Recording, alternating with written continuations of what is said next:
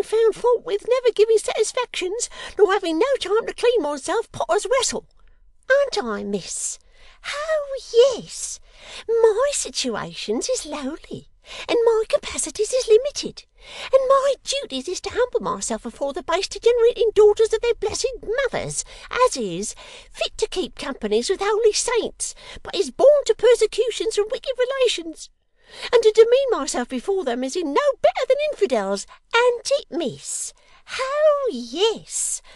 My only becoming occupations is to help young flaunting pagans to brush and comb and titillate themselves into whitening and sepulchres, and leave the young men to think that there an't a bit of padding in it, nor no pinching ins, nor fillings out, nor pomatums, nor deceits, nor earthly vanities.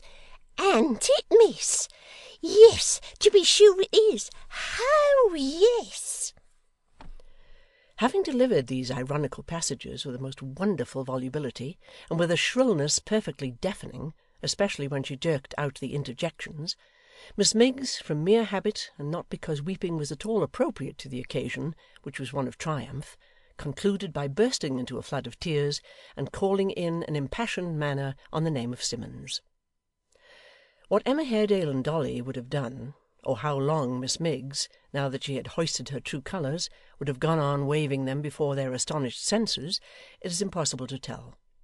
Nor is it necessary to speculate on these matters, for a startling interruption occurred at that moment, which took their whole attention by storm. This was a violent knocking at the door of the house, and then its sudden bursting open, which was immediately succeeded by a scuffle in the room without, and the clash of weapons. Transported with the hope that rescue had at length arrived, Emma and Dolly shrieked aloud for help, nor were their shrieks unanswered, for after a hurried interval, a man, bearing in one hand a drawn sword and in the other a taper, rushed into the chamber where they were confined. It was some check upon their transport to find in this person an entire stranger, but they appealed to him nevertheless, and besought him in impassioned language to restore them to their friends. For what other purpose am I here? He answered, closing the door and standing with his back against it. With what object have I made my way to this place, through difficulty and danger, but to preserve you? With a joy for which it was impossible to find adequate expression, they embraced each other, and thanked Heaven for this most timely aid.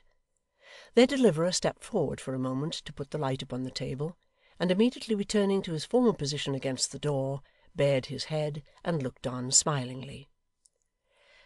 'You have news of my uncle, sir,' said Emma, turning hastily towards him. 'And of my father and mother,' added Dolly. 'Yes,' he said. 'Good news.' 'They are alive and unhurt?' they both cried at once. 'Yes, and unhurt,' he rejoined. 'And close at hand?' 'I did not say close at hand,' he answered smoothly. 'They are at no great distance. Your friends, sweet one,' he added, addressing Dolly, 'are within a few hours' journey. You will be restored to them, I hope, to-night.' 'My uncle, sir?' faltered Emma. 'Your uncle, dear Miss Haredale, happily I say happily, because he has succeeded where many of our creed have failed, and is safe, has crossed the sea, and is out of Britain.' 'Ah, I thank God for it,' said Emma faintly. 'You say well. You have reason to be thankful, greater reason than it is possible for you, who have seen but one night of these cruel outrages, to imagine.' 'Does he desire,' said Emma, 'that I should follow him?'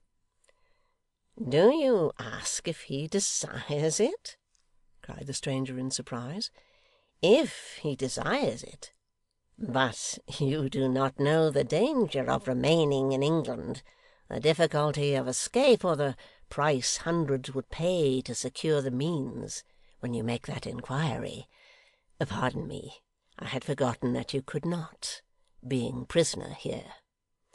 'I gather, sir,' said Emma, after a moment's pause, From what you hint at, but fear to tell me, that I have witnessed but the beginning, and the least of the violence to which we are exposed, and that it has not yet slackened in its fury?'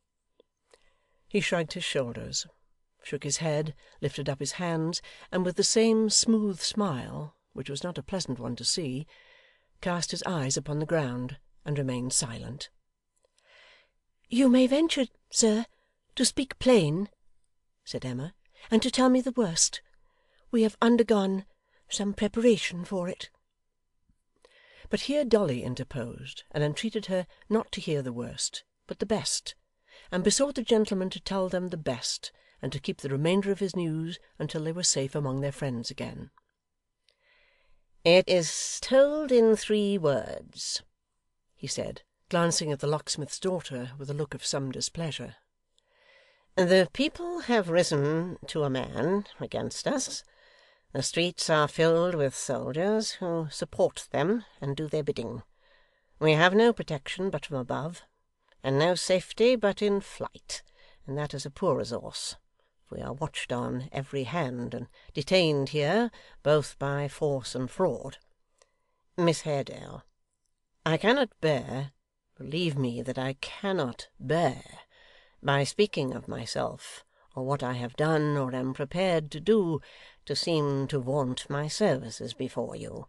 But, having powerful Protestant connections, and having my whole wealth embarked with theirs in shipping and commerce, I happily possess the means of saving your uncle. I have the means of saving you, and in redemption of my sacred promise made to him, I am here, pledged not to leave you until I have placed you in his arms. The treachery or penitence of one of the men about you led to the discovery of your place of confinement, and that I have forced my way here, sword in hand, you see.' 'You bring,' said Emma, faltering, 'some note or token from my uncle?' 'No, he doesn't,' cried Dolly, pointing at him earnestly. 'Now I am sure he doesn't. Don't go with him for the world.' 'Hush, pretty fool, be silent,' he replied, frowning angrily upon her.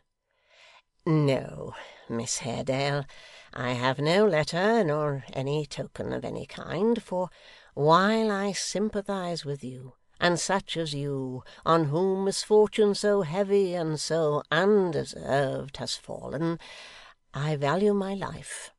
I carry, therefore, no writing which, found upon me, would lead to its certain loss.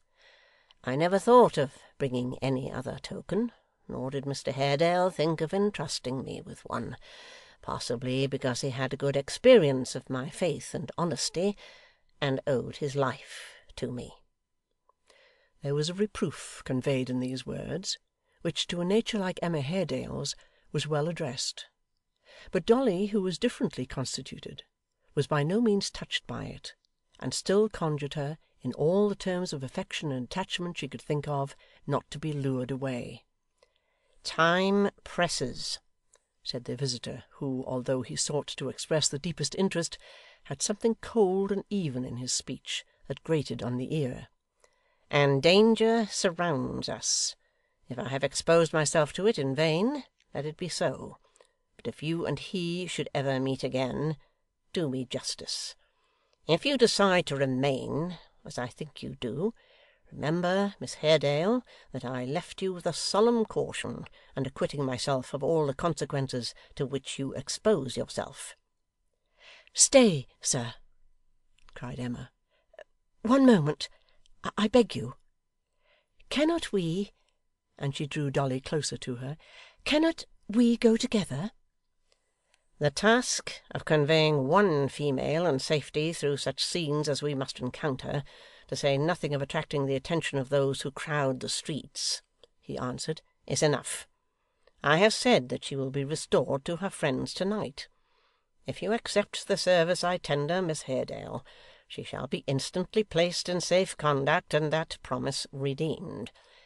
Do you decide to remain? People of all ranks and creeds are flying from the town, which is sacked from end to end.